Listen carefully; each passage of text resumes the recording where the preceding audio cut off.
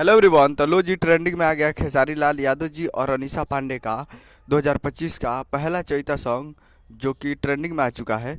और ये full video song आज सुबह में ही रिलीज़ किया गया था, जो कि काफ़ी बेहतरीन और तगड़ा गाना है। और ये अभी ट्रेंडिंग में आ चुका है। जिस गाने को लिखे हैं कृष्णा बेदर्दी जी, म्यूजिक है आर्या शर्मा जी का। और इस गाने को गाए हैं खेसारी लाल यादव जी और शिल्पी राज जी, जो कि आपको स्क्रीन कवर दिखाई दे रहा है। जिस सॉन्ग का टाइटल रखा गया है हाँक दी बेना, जिसका टाइटल हाँक दी बेना। और वीडियो में खेसारी लाल यादव जी और अनीशा पांडे जी, फिट में अनीशा पांडे जी। और जो कि आप रेड कलर में सर्किल देख सकते हैं, जो कि अभी 4 number on trending for music पे ये गाना ट्रेंड कर रहा है। जो कि 16 नंबर से 14 नंबर पर आया, उसके बाद 4 नंबर पर सीधे ट्रेंड कर रहा है ये गाना ट्रेंडिंग फॉर म्यूजिक पे। और जब तक आप ये वीडियो देखेंगे तब तक 1 नंबर भी ट्रेंड कर रहा होगा।